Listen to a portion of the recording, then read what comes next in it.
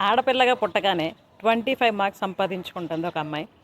అలాగే తను పుష్పవతి అయినప్పుడు 50 మార్క్స్, పెళ్ళైనప్పుడు 75 మార్క్స్, అలాగే తల్లి అయినప్పుడు 100 మార్క్స్ సంపాదించుకుంటుంది అని ఒక సినిమాలో ఒక డైలాగ్ నేను విన్నా.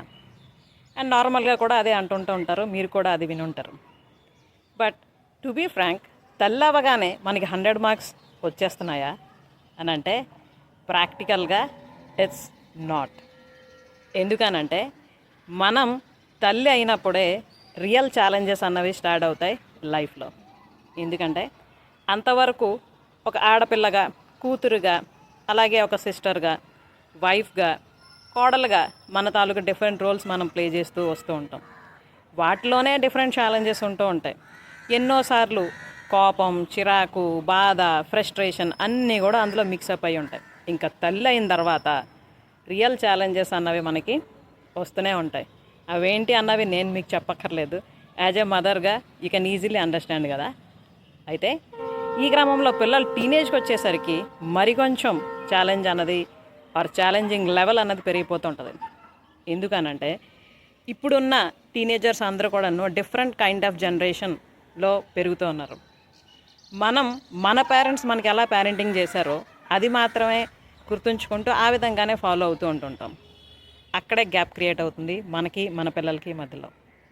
అలా కాకుండా మనం మన పిల్లలతో అప్డేట్ అవుతూ, మైండ్ఫుల్గా తయారవుతూ, అన్ని విధాలుగా కూడాను వాళ్ళకి మనం సపోర్ట్ చేస్తూ సరిదిద్దుతూ ఉన్నాం అనుకోండి, అప్పుడు ఒక బ్యూటిఫుల్ కనెక్షన్ అన్నది బిల్డ్ అవుతుంది పేరెంట్స్కి అలాగే టీనేజర్స్కి మధ్యలో. And that connection will lead to a lovable and strong bond forever in life. Yes friends, ఎంత స్ట్రాంగ్గా నేను ఎందుకు మీకు చెప్తున్నానంటే, మా అబ్బాయి ఇప్పుడు కాలేజ్ జాయిన్ అయ్యాడు. అండ్ ఆ కాలేజ్ జాయిన్ అవుతున్న క్రమంలో చాలామంది మదర్స్ నాతో అన్నారు, అంటే పిల్లల్ని దూరంగా వదలడం అంటే మనకి బాధ అనిపిస్తుంది, వాళ్ళని వదిలి ఉండడం చాలా కష్టం, అలాగే వాళ్ళకి కూడాను చాలా అంటే డిస్టెన్స్గా ఉంటున్నాం ఆర్ డిఫరెంట్గా ఉంటున్నాం అన్నది ఫీల్ అవుతూ ఉంటారు, బాధపడుతూ ఉంటారు, ఇలా రకరకాలు అంటూనే ఉంటుంటారు.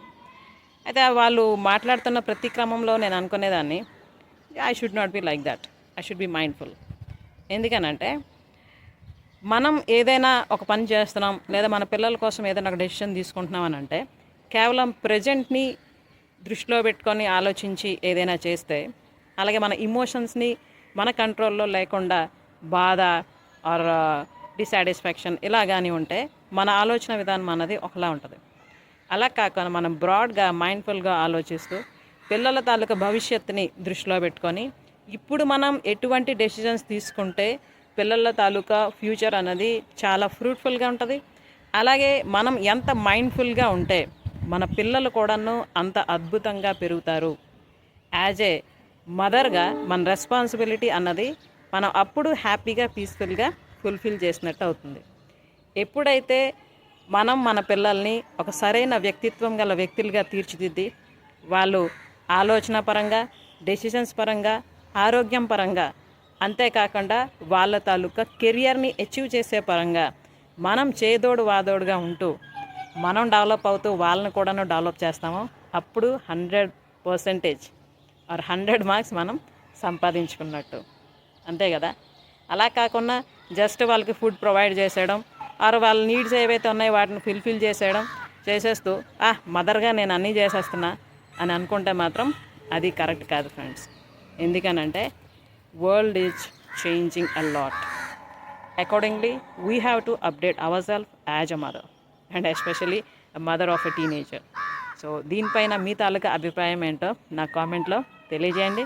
And especially mother of pre teens and టీన్స్కి ఒక సపోర్టివ్ కమ్యూనిటీ అన్నది నేను క్రియేట్ చేయడం జరిగింది with the name of mindful mothers circle or mindful mothers community. So మీరు కూడాను ఈ మైండ్ఫుల్ మదర్స్ కమ్యూనిటీలో ఒక బ్యూటిఫుల్ అండ్ మైండ్ఫుల్ మదర్ అయ్యి మీ పిల్లల తాలూకా లైఫ్లో మీరు ఒక వండర్ఫుల్ ఇన్ఫ్లుయెన్సర్గా తయారవ్వాలనుకుంటే just come and join with us. కామెంట్లో తెలియజేయండి మైండ్ఫుల్ మదర్ అని. అండ్ ఫ్రీక్వెంట్గా నేను వర్క్షాప్స్ కండక్ట్ చేస్తున్న free workshops for mothers of pre teens and teens. ఆ వర్క్షాప్ని అటెండ్ అయ్యి you can also get in to our mindful mothers community. Okay, thank you.